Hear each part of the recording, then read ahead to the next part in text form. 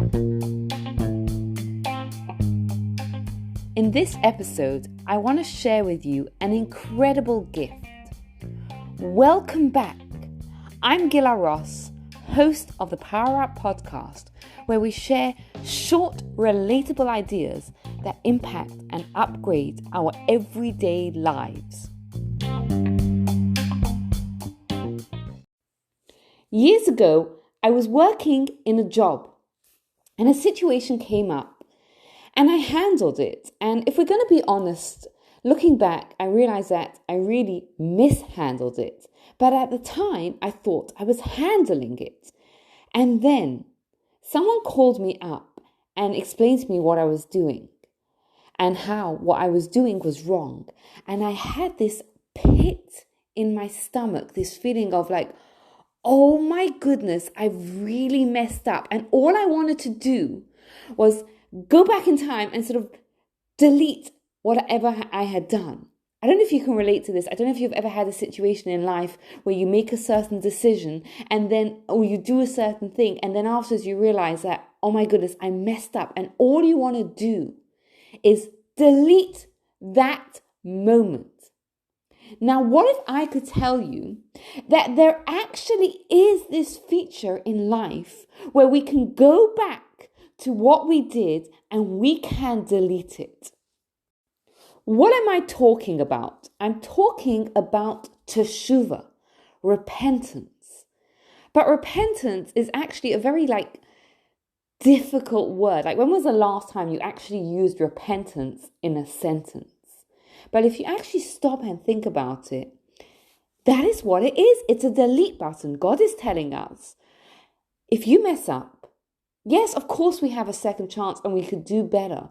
But there's another level that we can go up. That we can, if we go through this process that's called teshuvah, then God is telling us, I will take that action, whatever it is that you did, and I will press the delete. And if you stop and you think about it and imagine you're hearing that concept for the first time, it doesn't make sense. And the truth is, it doesn't make sense. It really should not be. But it is a gift that God is giving us, right? Because really, if you think about it, if we've done something wrong, you've done it. It's over. You could try again later, but you can't change the past. But God is telling us there is a process. There's this gift that I'm giving you, the gift of teshuvah. And if you go through the process, you can delete what happened. So what is the process of teshuvah? So there are 4 steps to the process of teshuvah. The first step that a person has to do is they have to stop doing whatever it is that they were doing wrong. The second thing that a person has to do is they have to regret. They have to feel bad for what they did. The third thing that a person has to do is they have to make a commitment to not do it again in the future. And there's a 4th step as well. And that step is a person has to make a confession. They have to verbalize, they have to say it to God that I sinned before you, whatever I did. So let me give you an example. Let's say you have a person who eats cheeseburgers and one day they learn about the spiritual benefits of keeping kosher. And after they learn about this, they decide, I don't want to eat cheeseburgers again. So what are the 4 steps that the person has to do? Is number 1, they have to stop. They can't continue eating that cheeseburger. Number 2 is they have to feel bad. They can't look back and say, oh, I'm so pleased that I ate those cheeseburgers, which by the way is different from saying I enjoyed those, but they have to understand that what they did was wrong, was harmful. And number 3 is they have to make a commitment. They have to say that I will not do that again. I'm committing to not doing that again. Now, the commitment part of it is a bigger issue and hopefully we'll cover it in another podcast. Feel free to reach out to me if you want more clarification on what that commitment means and how, if we commit and we're human, we may mess up again. How does all that work? Feel free to reach out if you want me to cover it in an upcoming episode. Then there's a 4th thing that they have to do.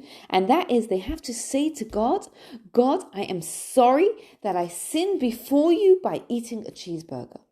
Now, let me ask you a question. Which one of those four is not like the others? I'll tell you what it is. The confession is different because if you think about it, the other three connect to the action in the past, the present, and the future. In the past, we feel bad. In the present, we stop. In the future, we commit to doing it different. So what does it add to make a confession? What am I adding by verbalizing to God and saying to God, I messed up. I sinned before you. Now, here's the incredible thing. Here's the thing. Every action that we do, besides for the consequence of the action, it has an impact on the relationship. And we see this if, for example, we say something nasty to someone else. Besides for the hurt of those words, it impacts the relationship that we have with that person. Here's the thing. We are in a relationship with God. And every single action that we do either strengthens that relationship or damages that relationship. Now, teshuva means to fix that relationship. So even when a person has said, I'm going to stop doing that, and I feel bad that I've done it in the past because I recognize that it's damaged the relationship. And they've made a commitment for the future, they still have to fix that relationship. How do we fix that relationship? And this is where confession comes in. Generally, in a relationship, we want it to be balanced.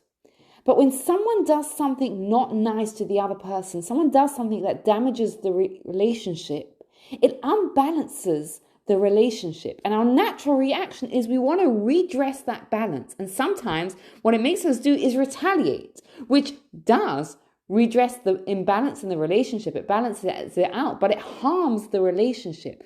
But there's an incredible thing that God has given us, an incredible gift. And if you've ever been on the receiving end of this, you'll know that it works. When someone sincerely apologizes, when someone sincerely recognizes what they have done and confesses, they admit it, they apologize for it, they seek forgiveness for it, even though they haven't changed anything, that redresses the imbalance in the relationship. And that fixes the relationship. So that is what this fourth step of the teshuva process does. The other three steps, of course, we have to fix the actions. We have to change the actions that need to be changed. But the fourth step is reminding us, and fixing the relationship is reminding us that we are in a relationship with God. And every single action that we do either strengthens that relationship, brings us closer to God, or damages that relationship, brings us further away from God. And what God is giving us at this time is He's giving us the tool to fix that relationship. When we go through that process, when we are sincere in our regret and we verbalize that, we fix the relationship. So we're coming up to Rosh Hashanah, the high holidays, which is the beginning of the 10 days of repentance, right? The 10 days of teshuva, this whole process. How does it apply to our lives? So I'd love to hear your thoughts, but I'm going to give you one idea.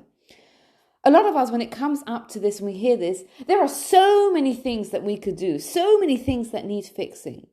Don't get caught in that trap. Choose one thing. Make it an easy thing. And go through this four steps with it. And show God that you are sincere about it. Because at the end of the day, we're in a relationship with God, our loving Father.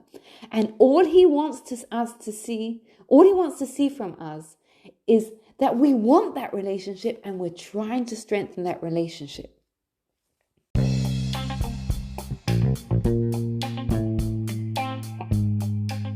Thank you so much for taking the time to listen. I'd love to hear whether this inspired you, whether it sparked any thoughts in you. You can get in touch with me on Instagram at Gila Ross. And I want to wish you a Shana Tova, a wonderful, wonderful year filled with revealed good. Thank you again for listening. Have a wonderful day, and please take a moment to rate, review, and subscribe to the Power Up Podcast. Thank you.